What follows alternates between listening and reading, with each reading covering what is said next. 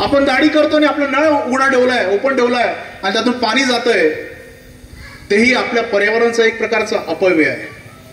आपल्या इथे असलेल्या साधन समृद्धीचं रक्षण असेल, म्हणजे लाईट चालू आहे गरज नसताना, ती लाईट आपण योग्य वेळी बंद केली पाहिजे. पर्यावरणाचा संदेश घेऊन जाताना आपण त्या ठिकाणी झाडं लावली पण हा संदेश आहे, परंतु झाडं जास्तीत जास्त जगवली पाहिजे, ती पण स्वदेशी आणि देशी झाडं. त्यामुळे पर्यावरण जतनाचा एक संदेश या शताब्दी निमित्ताने आपण देतोच. दुसरा आहे समरसता. समरसता भाव हा भारताचा मूळ स्वभाव आहे, परंतु ब्रिटिशांनी डिवाइड अँड रूल पॉलिसी आणून आपल्याला जातीपातीमध्ये भांडणं लावली आणि त्यांनी 150 वर्ष राज्य केलं. मला आजही आश्चर्य वाटतं, जेव्हा पंढरीची वारी निघते त्यावेळी कोणी जातीपातीचा उल्लेख करत नाही, सगळे पांडुरंगाला विठ्ठलला भेटायला जातात. संघाचंही समरसतेचं काम असंच चालतंय. महात्मा गांधी स्वतः संघाच्या शाखेवरती आले होते, वर्ध्याच्या शाखेवरती. तेव्हा गांधीजी शाखेवरती येऊन त्यांना आश्चर्य वाटलं. जेव्हा डॉक्टरने सांगितलं की आमच्या या ठिकाणी छूत अछूत किंवा जातीभेद मांडला जात नाही, आणि या गोष्टीचं आश्चर्य वाटलं, शाखेमध्ये गांधीजी स्वतः आले वर्ध्याच्या आणि त्यांना सगळ्यांना नावं विचारली. तर सगळ्यांनी आपली नावं सांगितली आणि प्रत्येक जण वेगवेगळ्या जातीचा होता. त्यावेळी डॉक्टर हेही म्हणले होते की संघामध्ये जात ही विचारली जात नाही, कारण आम्ही सगळे स्वयंसेवक असतो.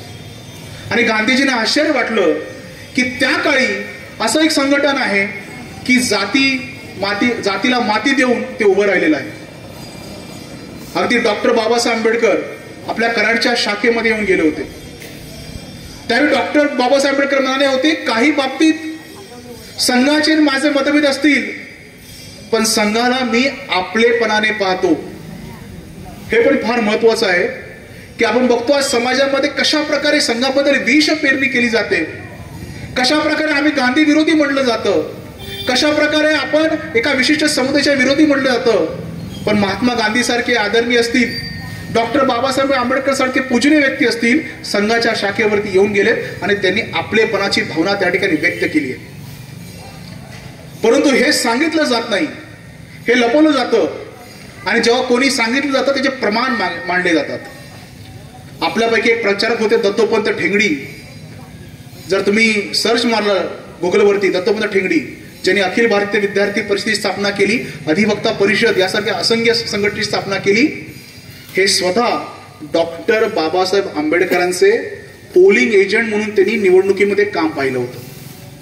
शेड्यूल कास्ट फेडरेशनचे ते सरचिटणीस होते.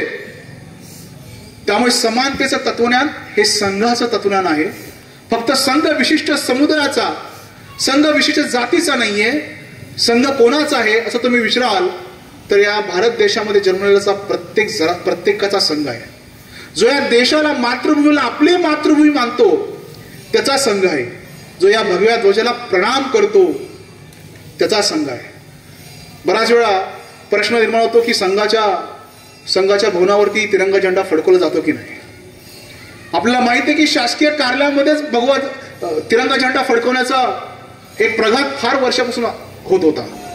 आता जेव्हा नरेंद्र मोदी आले तेव्हा त्यांनी सांगितलं की प्रत्येकाने हर घर तिरंगा अभियान करायचं आणि तिरंगा झेंडा हा आपल्या घरावरती फडकवू शकतो.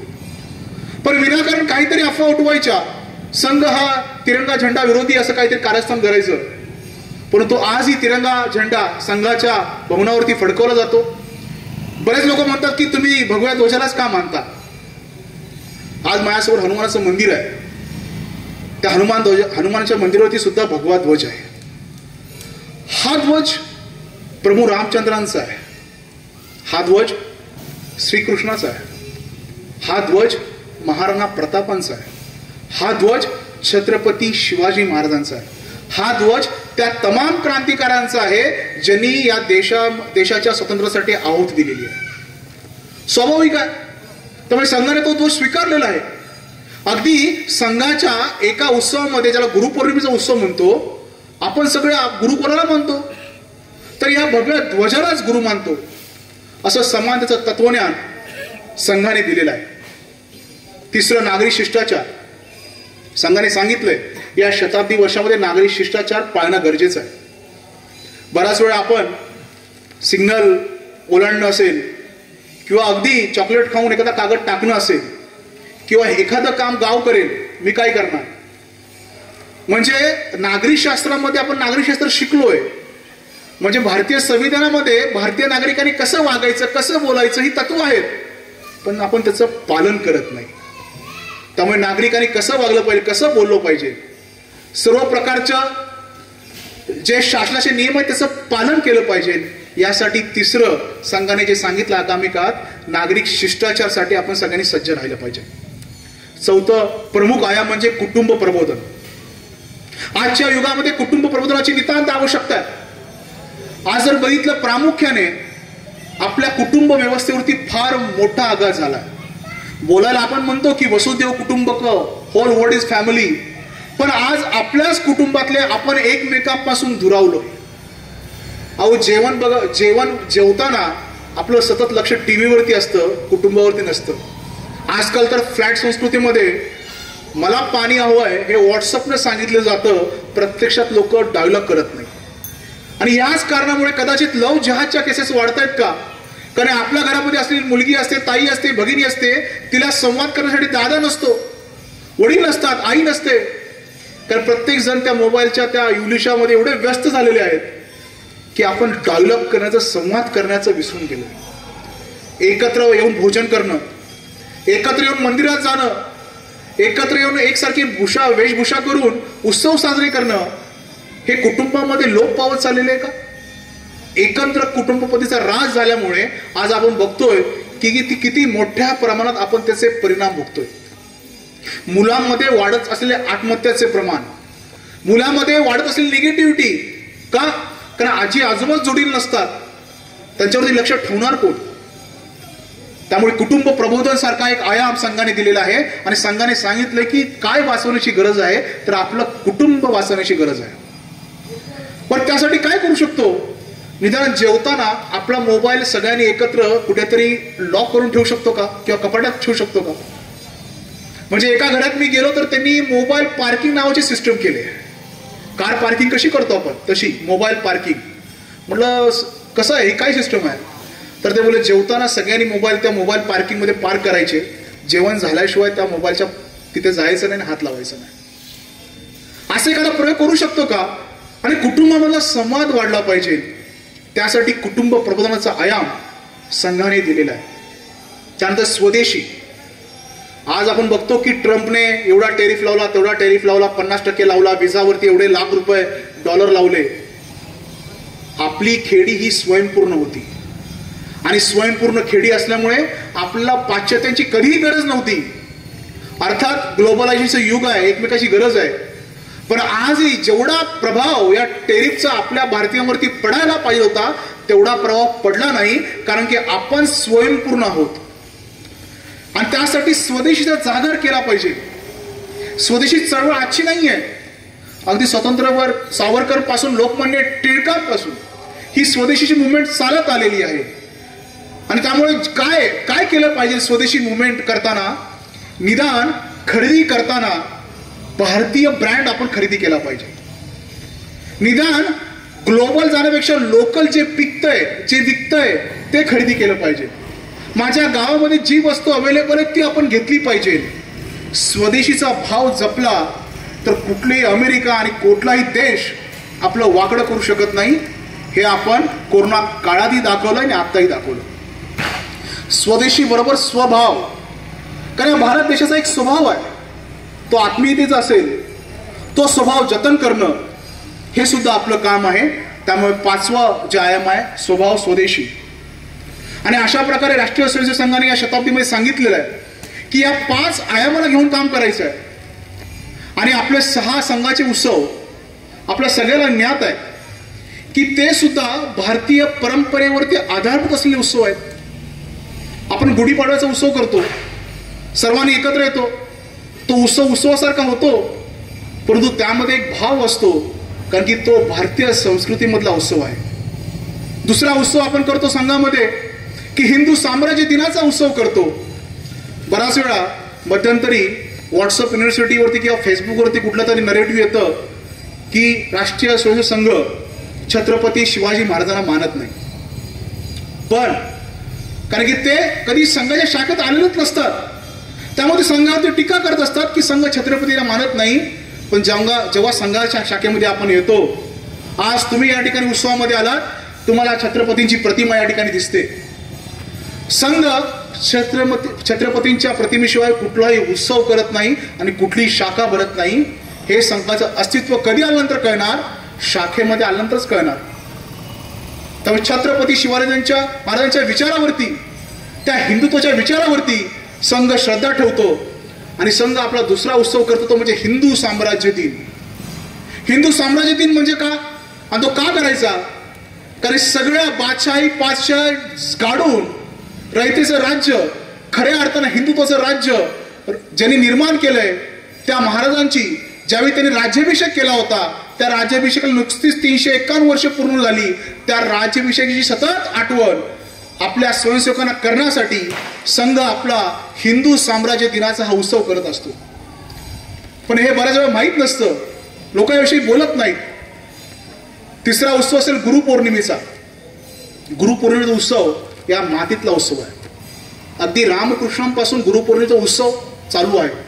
प्रत्येक धर्म असेल, पंथ असेल, जात असेल, संप्रदाय असेल, आपापल्या परीने गुरुपौर्णिमेचा उत्सव करतात. तसंच राष्ट्रीय स्वयंसेवक संघामध्ये सुद्धा गुरुपौर्णिमेचा उत्सव होतो.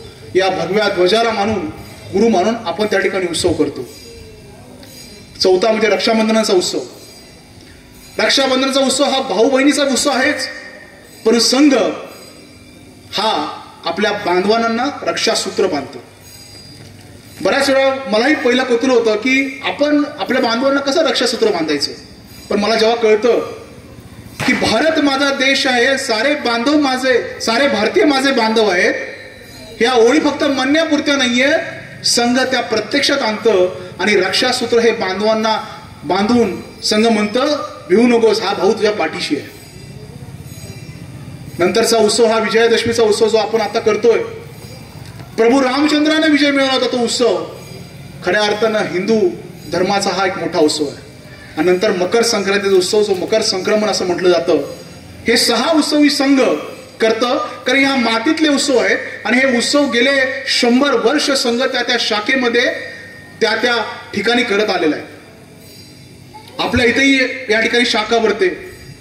आपण जर शाखा सुरू नसेल तर शाखा सुरू केली पाहिजे, कारण संघाचा आत्मा म्हणजे शाखा आहे. ज्या ज्या ठिकाणी शाखा लागते त्या ठिकाणी परिवर्तन झालेलं आहे. ज्या ठिकाणी शाखा लागते त्या ठिकाणी नागरिकांचं चारित्र्य हे उच्च दर्जाचं झालेलं आहे. ज्या ठिकाणी शाखा लागते त्या ठिकाणीचे स्वयंसेवक नागरिक असतील, कुठल्याही आपत्ती परिसरात प्रथम धावून गेलेले आहेत. ज्या ठिकाणी शाखा लागते तो स्वयंसेवक असेल, नागरिक असेल, मन बुद्धीने अतिशय बलवान झालेला आहे. ज्या ठिकाणी शाखा लागते तो भारत माता की जय बोलण्यास शरमत नाही, वंदे मातरम बोलण्यास शरमत नाही. ज्या ठिकाणी शाखा लागते त्या ठिकाणी त्याला पूर्ण भारताचा इतिहास, जो गौरवान्वित इतिहास आहे, तो त्या ठिकाणी सांगितला जातो. त्यामुळे संघाचं मूळ काय तर शाखा असेल. आपण सगळ्या ठिकाणी उत्सवाला येतो, निघून जाऊ, पण गरज काय तर संघाची शाखा चौकवणं गरजेचं आहे. शाखा दैनंदिन शाखा लागतात. मी सांगितलं 83,000 शाखा दैनंदिन स्वरूपाच्या लागतात. मी सांगितलं की 30,000 साप्ताहिक मुलं लागतात. दैनंदिन शाखा म्हणजे रोज एकत्र येणं असेल, त्या ठिकाणी एकत्र यायचं फक्त एका तासासाठीच. साप्ताहिक शाखा असेल ते म्हणजे फक्त आठवड्यातून एकदा एकत्र यायचं, फक्त एका तासासाठी. आणि संघ मंडळी असेल म्हणजे महिन्यातून एकदा एकत्र यायचं 1 तासासाठी. आपण आपल्या ठिकाणी हे करू शकतो का, याचा विचार आपण संघ शताब्दी निमित्त केला पाहिजे. कारण की संघ वाढतोय. पहिले हे उत्सव सगळे तालुका स्तरावरती व्हायचे, पण आता मंडळ स्तरावरती उत्सव होत आहेत. कारण की संघाची ताकद वाढत चाललेली आहे, संघाचा विस्तार वाढत चाललेला आहे. कारण संघाचे स्वयंसेवक त्यासाठी अहोरात्र निस्वार्थ वृत्तीने प्रामाणिकपणे झटत आहेत. त्यामुळे संघाचा विस्तार हा 100 वर्षाचा, हा थोडक्यात सांगणं फार अशक्य आहे. पण आजही संघ दक्ष म्हटल्यानंतर आजही भारतीय नागरिकांना आशा वाटते. आता तुम्ही पूर्ण फेसबुक असेल, सोशल मीडियावरती संघाच्या 100मध्ये सांगितलं जातंय. संघाला बदनाम करणारे बरेच आहेत, पण आपले स्वयंसेवक हे कायम कृतीतून उत्तर देत आलेत. कारण की गुरुजी म्हणायचे की कुठला कधी माणूस संघाचा होईल, स्वयंसेवक होईल सांगता येत नाही. त्यामुळे संघ हा कोणाला विरोध करत नाही. संघ स्वतःची रेष मोठी करतो संघ आपल्या शाखेचा विस्तार आणि आपलं कार्य प्रामाणिकपणे करत राहतो. अनेक संकट आली, अनेक संकटांना मात करून हा राष्ट्रीय स्वयंसेवक संघ 100 वर्ष झालेला आहे. हा संघ असाच वाढत राहणार आहे. आपण सगळ्यांनी संघाच्या शाखेत आलं पाहिजे, संघामध्ये सहभागी झालं पाहिजे आणि या संघरूपी वटवृक्षाला अनेक बळकट केलं पाहिजे. बोलताना थांबतो. धन्यवाद.